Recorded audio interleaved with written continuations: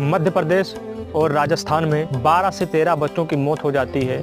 और मौत क्यों होती है? एक कफ सिरप की वजह से। कफ सिरप में टॉक्सिस ज़्यादा मिलने की वजह से बच्चों की किडनी फेलियर की समस्याएं होती हैं और बच्चों की मौत हो जाती है। राजस्थान और मध्य प्रदेश में 12 से 13 बच्चों की मौत हो गई और जिम्मेदार वो फार्मा कंपनियां जिन्होंने इस सिरप को ज़्यादा बढ़ावा दिया।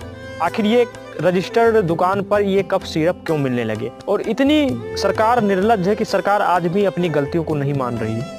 लेकिन जितने परिवार हैं वो बता रहे हैं कि हमारे बच्चे ने जब से कफ सिरप पिया तुरंत हमारे बच्चे की तबीयत खराब हुई, तुरंत उसकी डेथ हो गई 1 से 2 घंटे के बाद। और रिपोर्ट में भी यही पाया गया कि टॉक्सिस ज़्यादा मिला, मतलब ज़्यादा टॉक्सिस मिलने की वजह से बच्चों की किडनी फेलियर हो गई और जिससे उनकी डेथ हो गई। जब डॉक्टर को विश्वास नहीं होता है कि एमबीबीएस डॉक्टर खुद प्रमाणित करने के लिए वो सिरप पीते हैं, और आपको बड़ी हैरानी होगी कि एमबीबीएस डॉक्टर अपनी गाड़ी में बेहोश पाए गए उस कफ सिरप को पीने के बाद।